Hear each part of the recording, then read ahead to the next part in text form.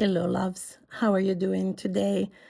I know a lot of us are struggling, and so I thought I would take a moment during this new moon and lunar new year to just share a little life update and see how you're doing and share with you how I'm doing.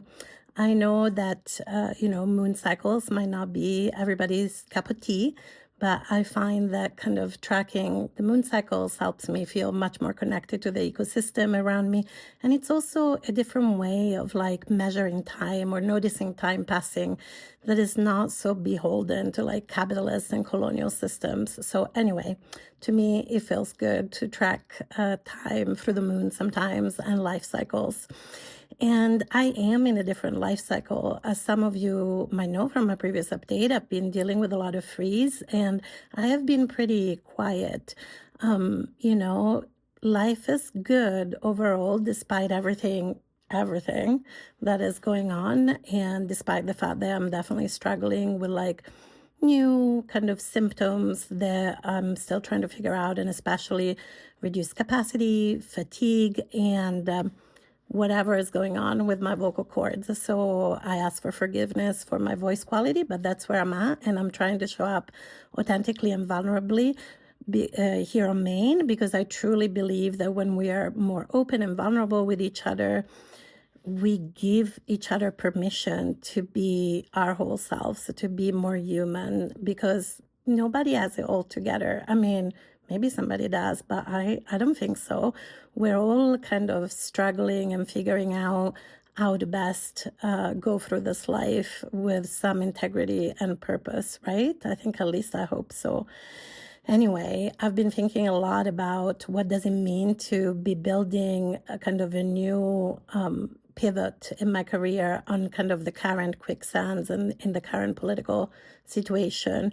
You may or may not know that at the end of 2024, I let go of my involvement with the group practice that I co-founded at Just Wellness, a practice which I'm still incredibly proud of, a practice where there are over 30 trans, non-binary, queer, gender-expansive, and allied providers who can provide gender-affirming care, neurodivergent-affirming care, trauma-informed care, and relational care that is inclusive of all families and all relational orientations and all erotic orientations. I'm still very proud of what Edges does, and I really hope that under Accord, which is the nonprofit that has acquired Edges, that I really hope that the practice can continue to grow, thrive, keep serving our communities, and that the provider can get all the resources that they need to keep doing their work during this very challenging times. But personally, that has also meant figuring out how to survive under capitalism, because I don't have the resources to retire, and I don't come from intergenerational wealth. So just like most of you, I have to figure out what to do to survive under capitalism. And much of what I want to do requires increased visibility. I want to do more public speaking. I want to offer more educational resources. I want to offer more healing spaces where we can come together in community to nurture one another and to heal. And not that one-on-one therapy doesn't have value or they're moving completely away from it. I think there is incredible value in one-on-one therapy. And I think there's also incredible value in relational therapy, in healing, in community, in witnessing each other, in being vulnerable with one another, in learning from one another. And so I'm very passionate about figuring out how to create some of those spaces. And yet here we are under the increased pressure of global fascism, and where I live in the so-called United States is definitely a time where it's scary to be more visible as a trans, disabled, queer immigrant, although one who is naturalized, as long as that holds, I guess, under the current regime. And yet, when I slow down and really try to get in touch with what do I feel my purpose is in this moment, I really feel that part of my purpose is to live an integrated and vulnerable life openly and to keep sharing who I am. And even though it's really scary, and that was definitely contributing to the intense freeze they've been experiencing since the election, and especially since the inauguration, I just want to say that I'm not going anywhere. And I'm going to keep building community, both locally and online. And I'm going to keep speaking up. And I'm going to keep taking care of myself, because I don't want to do their job for them. If they want to erase us, if they want to destroy us, they will have to do it actively. And that means that all of us who are being targeted by the current administration need to put extra care in ourselves, but also in our communities, and really care for each other.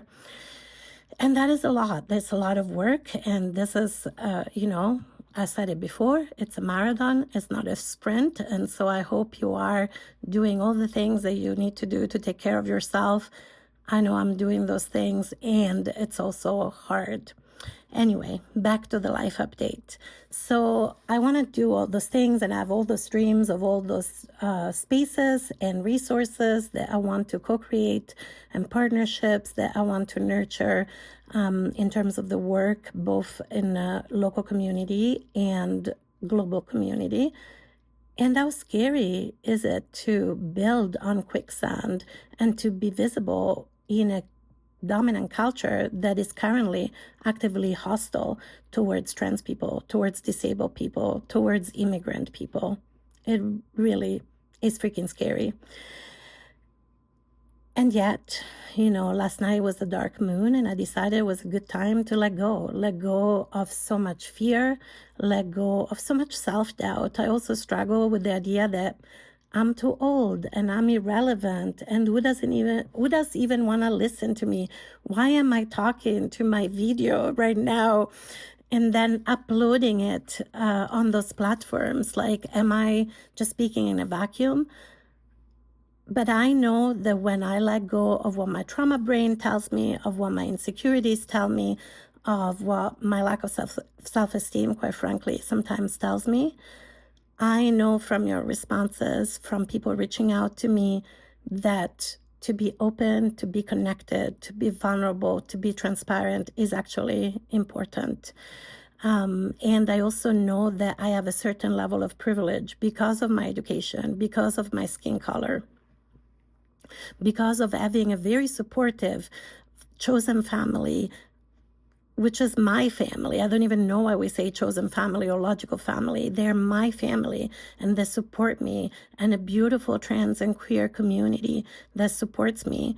And having gone through some stuff, given that I'm in my 50s, I do feel a responsibility for not disappearing. And please don't misunderstand me. I do not blame anybody who feels that they cannot be visible right now. We are all doing the best we can, and we all have different capacity at different times. And I really want to honor all the choices that we're making to be, to meet the needs of our body minds. I really honor if you're feel like your safety isn't not being visible. That is very valid. I just feel like that is not my work right now.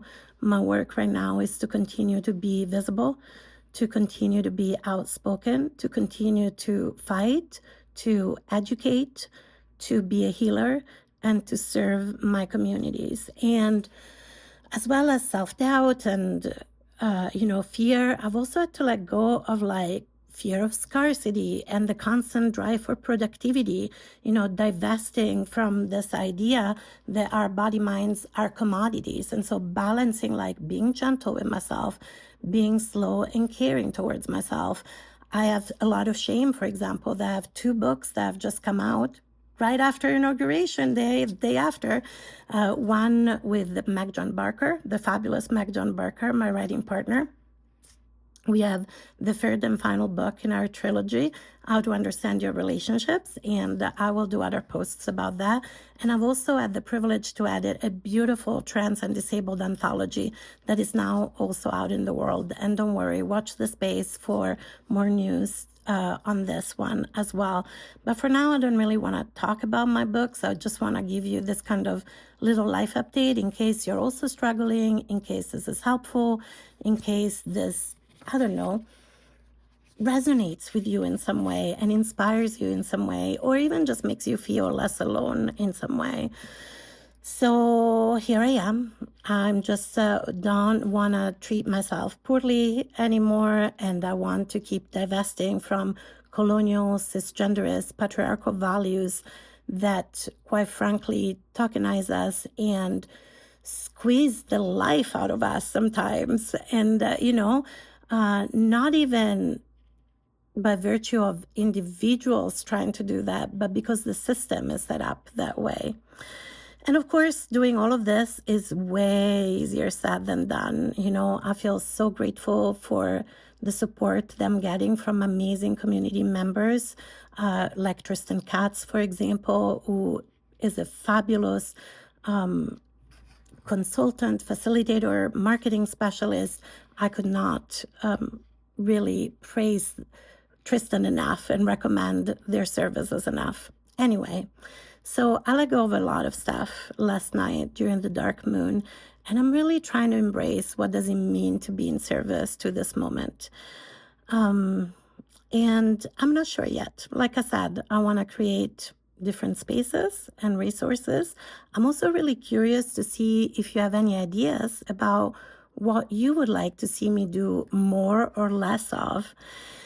And finally, I just want to take a moment to really invite you, if you haven't had a chance to do so recently, to just slow down and ask yourself, what do you want to let go of in your own life? What is standing in the way of you being able to be gentle with yourself, of you being able to be kind to yourself, of you being able to treat yourself with the empathy, the care, the love that I know you give to your fellow human beings. And I know that much of what stands in the way of that often is trauma. As somebody who has my own struggle with that, and sometimes it's also being a neurodivergent person living in a not very neurodivergent friendly world, and it's being a trans person living in a cisgenderist world, and being a disabled person living in an ableist world, right? There are a lot of obstacles. And I also believe that we do have power, we do have agency, we can let go of some of our fears, and we can connect with other people, we can find strength in community.